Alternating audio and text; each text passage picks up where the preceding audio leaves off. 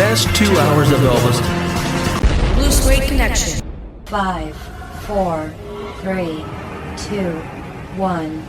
We are doing the Velvet Elvis years today. All those great songs from about 1960 to 67 where we feel, I personally, and I think you agree, they were his best velvety voice years. Oh, absolutely. Yeah. Beautiful sound for this time. All right. Well, since that's the theme today, it's to audiofix.com. Elvis 12 greatest songs of the 60s. And we're talking the Velvet years. They actually gave 2 on the list that go a little bit past 67, but only 2.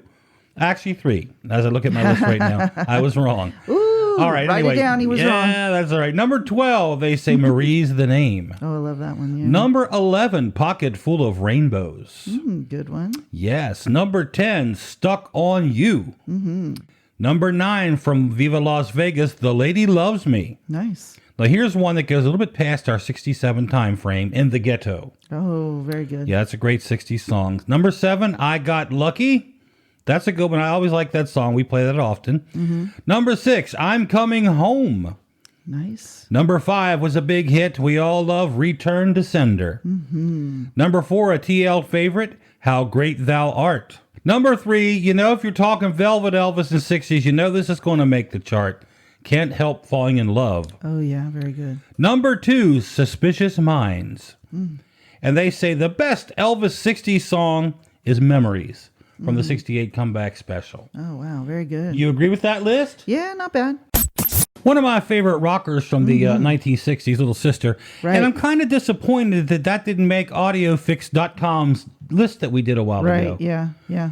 Perhaps if they did a top 20 instead of a top 12, maybe that would have been in there. Yeah, could be. But I think that is classic, just classic, simple, good rock and roll from the 1960s. Absolutely. Yeah. And the show we're calling Velvet Elvis Years, even though that is a rocker and it's an up-tempo song, you can still hear that voice, that velvet, so different. We always say it, but you got to do it. If you listen to the voice in Hound Dog and you listen to the voice in Little Sister, it's matured. Oh, yeah, totally different. The vibrato, everything, it just comes out more and more in that 60s Elvis. You know, those 2 years of working with Charlie at the piano there in Germany, that matured, you know. Yeah, his absolutely. voice. Charlie doesn't get enough. We talk about Charlie a lot, and those who listen to Blue Suede Connection, if you didn't know who he was before Blue Suede Connection, you know now. Yeah, Google it, Charlie Hodge. But we talk about how important he was, and for 2 years in that army, Charlie worked every day with Elvis. They sat at the piano, they sang, and Charlie brought that voice out of Elvis. He helped bring it out.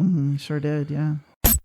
We hope you like our conversations and our lists and all that stuff we share, because we know you like the music. Oh, absolutely. That's why you're here. You're not here for Dan and TL. You're here for Elvis. We know that. And that's why we're here. That's for Elvis. exactly So right. We have a mutual cause there. There you go. But we do like to hear from you and talk to you from time to time. And TL will tell you how to do that. Our brand new website, come on over to our brand new, there's so much you can do there, guys. It's bluesuedeconnection.com. And it's not done yet, though, right? It's still not even complete. It's just about done. There's still some links that aren't up and running yet, but the important things are up. If you want to join the newsletter, you can sign up and hear what's going on with the show.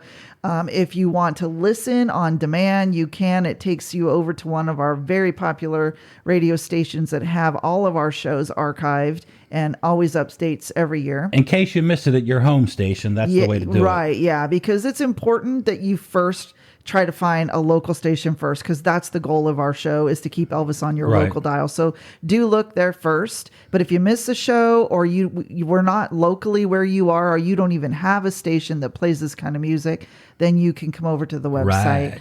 You can shop. The merchandise page is almost done. Support the show. You can donate to us. So many things. There's the email there. Write to us.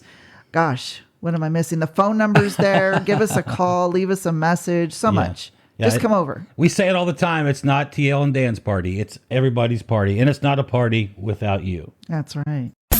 Thinking about some bourbon right now. Bourbons and cigars. I like that once in a while on the deck. With friends, we do. Yep, we very much do. Not so long ago, we did that.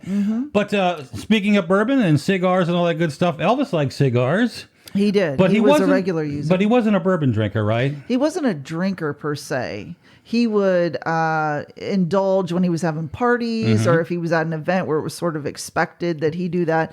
But there's a story that comes out from Me and a Guy Named Elvis, which is Jerry Schilling's book. Very good book. I do recommend that if you haven't read it, that you do. And it talks about how there was a friend of theirs. He doesn't really say who.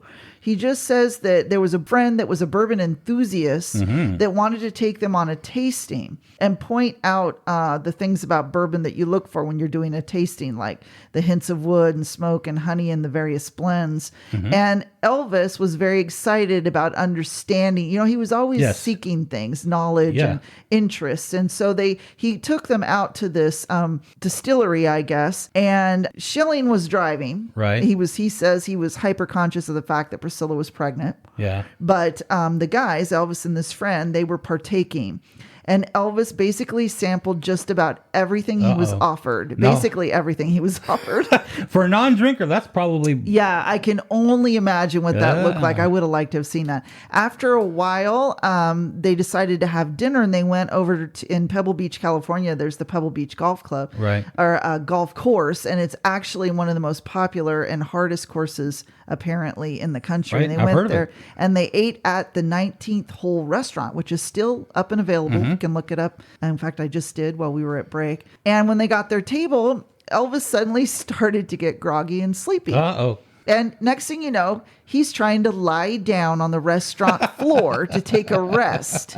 Of course, this was very much discouraged. Oh, it's the king. Let him sleep where he now, wants. could you imagine if there were cell phones at that time? You'd have pictures all over social media of Elvis laying. Anyway, they got him back up, said, no, you can't do this. So he decides he's going over to this couch that's against this wall, and he lays down on the couch. Now, this turns out to not be such a great idea either.